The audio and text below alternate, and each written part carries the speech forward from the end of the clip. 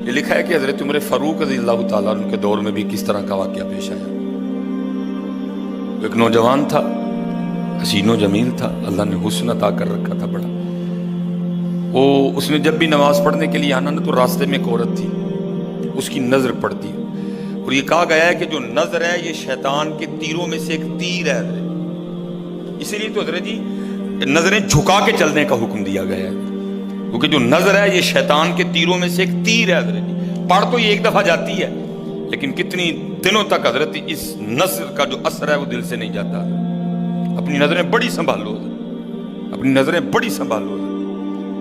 اس کی تو نظریں پاک تھیں لیکن راستے میں ایک عورت تھی، اس کی پاک نہیں تھی۔ اس نے آتے جاتے جاتے آتے آتے جاتے اس کو دیکھنا، شیطان نے اپنا کام کرنا شروع کر دیا۔ اس نے ایک دن کیا کیا، اس نے اپنی خادمہ سے نا اپنی خواہش کا اظہار کیا، میرا دل کرتا ہے کہ اس نوجوان سے نا تنہائی ملے، لیکن ملے تو ملے کس طرح؟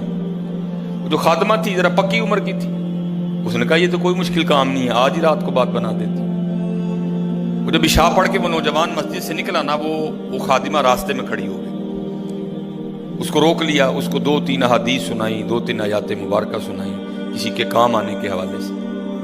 ہمارے گھر میں مرد کوئی نہیں ہے، کچھ وزنی سا سامان اٹھانا ہے، اگر آپ اٹھا دیں تو بڑی نوازش ہوگی، اللہ راضی ہوگا، اللہ کے رسول راضی ہوگا، کوئی مسئلہ نہیں۔ اسی طرح ہوا حضرت، وہ گھر لے گئی، پچھلے کمرے میں لے گئی۔ وہ جیسے کمرے میں داخل ہوئے، وہ عورت پہلے موجود تھی، اس نے جناب اندر سے چٹکنی لگا لی اور اس کے سامنے اپنی خواہش کا اظہار کیا۔ جیسے میں نے کہا نا بڑا مشکل موقع ہوتا ہے، لیکن وہ نوجوان ہماری طرح کا نوجوان نہیں تھا، وہ قرآن والا نوجوان تھا، اس کا تعلق قرآن سے مضبوط تھا۔ اس کو یہی آیت یاد آئی، وَلِمَنْ خَافَ مَقَامَ رَبِّهِ جَنَّتَانِ، جو اپنے رب کے حضور کھڑا ہونے سے ڈر گیا، موقع بھی تھا، طاقت بھی تھی، عمر بھی تھی، خواہش بھی تھی، پھر بھی ڈر گیا، نہیں، میرا اللہ دیکھ رہا ہے، میں کل اپنے اللہ کے حضور کون سا منہ لے کے جاؤں گا، کس طرح اللہ اور اللہ کے رسول کی بارگاہ میں کل جاؤں گا، سارا کچھ کر سکتا تھا، کوئی تیسرا نہیں تھا، لیکن کیا نہیں، میرا اللہ دیکھ رہا ہے۔ وہ ایسا خوف طاری ہوا، ایسا خوف الہی طاری ہوا، گش کھا کے گر گئے نیچے۔ اب عورت ڈر گئی، آگے بڑھ کے کسی نے نبض نہیں دیکھی کہ زندہ ہے کہ شہید ہو گئے، انہوں نے سمجھا کہ شاید مر گئے۔ اس نے دروازہ کھٹکھٹایا، باہر سے اس نے خادمہ نے دروازہ کھولا، اس نے کہا یہ تو مر گیا۔ اس نے کہا یہ بھی کوئی مشکل بات نہیں، بھائی نام تو اس پہ لگے گا نا جس کے گھر سے لاش برآمد ہوگی، تم ٹانگیں پکڑو میں ہاتھ پکڑتی۔ انہوں نے تھوڑا سا محنت مشقت کر کے نا اٹھا کے جو باہر کوڑا پھینکنے کی جگہ تھی نا، اس نوجوان کو پھینک دیا۔ اب رات پڑ گئی، بیٹا گھر نہیں آ رہا، باپ پریشان تھا۔ جب کافی وقت گزرا نا تو والد صاحب بیٹے کی تلاش میں نکلے، تو راستے میں کیا دیکھتے ہیں کہ وہ جو کوڑا کرکٹ پھینکنے کی جگہ ہے وہاں بیٹا پڑا ہوا ہے۔ بیٹے کو اٹھایا، گھر لے آئے، منہ پہ پانی کے چھینٹے مارے، بیٹے کو ہوش آئی۔ باپ نے پوچھا پتر کیا ہوا؟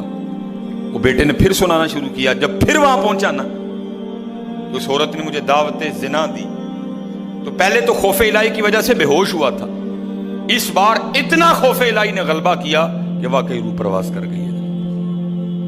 والد نے راتوں رات جنازہ کروا دیا۔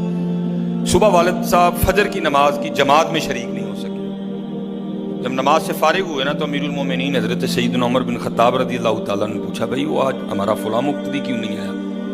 لوگوں نے ساری بات سنائی، حضرت جوان بیٹا تھا، انتقال کر گیا، رات ہی کو جنازہ ہو گیا، شاید اس وجہ سے حضرت نہیں جماعت میں تشریف لا سکے۔ آپ نے فرمایا چلو اپنے بھائی کے غم میں شریک ہوتے ہیں۔ حضرت سیدنا عمر فاروق رضی اللہ تعالیٰ عنہ آئے، باتیں ہوتی رہیں، آپ نے بیٹے کے انتقال کی وجہ پوچھی، بیٹے نے ساری بات سنائی۔ آپ نے فرمایا اچھا تیرے بیٹے کا انتقال خوف الہی کی وجہ سے ہوا ہے؟ تو اللہ تو فرماتے ہیں وَلِمَنْ خَافَ مَقَامَ رَبِّهِ جَنَّتَانِ، اور جو ہمارے رب حضور کھڑا ہونے سے ڈر گیا اس کے لیے 2 جنتیں ہیں۔ تو چل پھر مجھے ذرا اپنے بیٹے کی قبر پہ لے کے چلنا ہے۔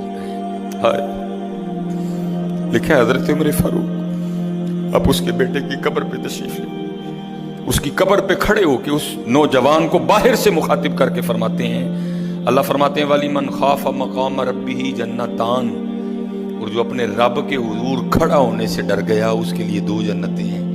اے نوجوان اب آگے تو بتا اللہ نے تجھے 2 جنتیں دی کہ نہیں دی؟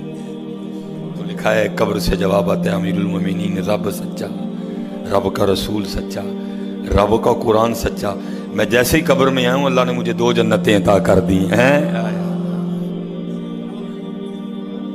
بچو اس سے بچو حضرت، اس دور کا سب سے بڑا فتنہ حضرت، اس سے بچو حضرت، اور خود نہیں بچا جاتا حضرت، اپنے اللہ کے حضور بار بار گڑ گڑاؤ یا اللہ سانو بچا لے۔ اور پھنسایا حضرت ہمیں انہوں نے اس طرح ہے، ہمارے معاشرے کو انہوں نے اس طرح کا بنا دیا ہے کہ یہاں زنا بالکل بری چیز نہیں سمجھی جا رہی، لوگ فخر سے بتاتے ہیں، اور یہ قرب قیامت کی نشانی ہے۔ لوگ گناہ کر کے فخریہ بتایا کریں۔ آج کا نوجوان فخریہ بتاتا ہے میری اتنی گرل فرینڈز ہیں، آج کا نوجوان فخر سے بتاتا ہے، یہ قرب قیامت ہے، یہ نشانی ہے قیامت کی۔ لوگ گناہ کر کے ڈریں گے نہیں بلکہ فخریہ بتایا کریں گے، ہاں جی میں یہ گناہ کر رہا ہوں اور اتنی جگہ کر رہا ہوں میں یہ گناہ۔ لیکن کیا ہوگا؟ نیکی مشکل ہو جائے۔ آج حضرت جی آپ دوسرا نکاح کر لیں، اللہ سنت ہے، قرآن میں اللہ خود کہہ رہے ہیں فَإِن طَابَ لَكُم مِّنَ النِّسَاءِ مَثْنَىٰ وَثُلَاثَ وَرُبَاعَ، پہلے کی تو اللہ نے بات ہی نہیں کی، بات ہی دوسرے سے شروع ہو رہی ہے۔ مِّنَ النِّسَاءِ مَثْنَىٰ وَثُلَاثَ وَرُبَاعَ، پہلے کی بات ہی نہیں ہوئی، بات ہی دوسرے سے شروع ہو رہی ہے۔ جتنی مرضی گرل فرینڈ رکھ لیں آپ کو کوئی برا نہیں سمجھے گا، بلکہ لوگ آپ کے جانے کے بعد بڑا خوش ہو گئے کہ یار بڑا رنگین مزاج آدمی ہے۔ لیکن حضرت آپ دوسرا نکاح کر لیں، اسی وقت آپ لوگوں کے کاغذوں میں 2 نمبر ہو جائیں گے۔ پیکے بھی ناراض، سونے بھی ناراض، بھرا بھی ناراض، سالہ بھی ناراض، ہیں جی، چھوٹا بھی ناراض، بڑا بھی ناراض۔ یہ کیا ہے؟ یہ قرب قیامت ہے۔ گناہ اچھا ہو گیا، گناہ آسان ہو گیا، نیکی بری سمجھی جانے لگی، نیکی مشکل ہو گئی ہے۔ اس لیے بچو حضرت، اس کا طریقہ جو ہمیں ہمارے بڑوں نے بتایا ہے یہی ہے حضرت جی، روز سرگی اٹھو تے اللہ دے حضور رو، یا اللہ جے دن چڑھے آئے تے تیرے فضل نہ چڑھے آئے، جے چاڑے تے پھر ساڑی حفاظت بھی فرمائیں گے، سانو بچا بھی لیں گے، ساڑی حفاظت بھی فرمائیں گے۔ تو حضرت جی دنیا تو 4 دن کی ہے، جا رہی ہے،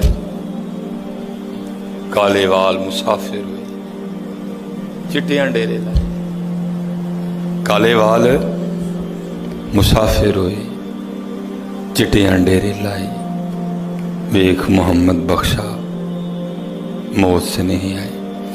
اور حضرت جی اللہ سب کو اپنی حفاظت میں رکھے۔ اگر کوئی اس گناہ میں پھنسا ہوا ہے، اگر کوئی اس گناہ میں پھنسا ہوا ہے تو میں کہوں گا کہ توبہ کر لیں سارے حضرت، کیونکہ حضرت یہ وہ گناہ ہیں کر تو ہم رہے ہیں لیکن اس کی سزا ہماری نسلوں کو بھگتنی پڑنی ہے۔ کیونکہ امام شافعی رحمۃ اللہ تعالی علیہ فرماتے ہیں زنا وہ قرض ہے جو لے تو رہا ہے لیکن چکائے گی تیری اولاد۔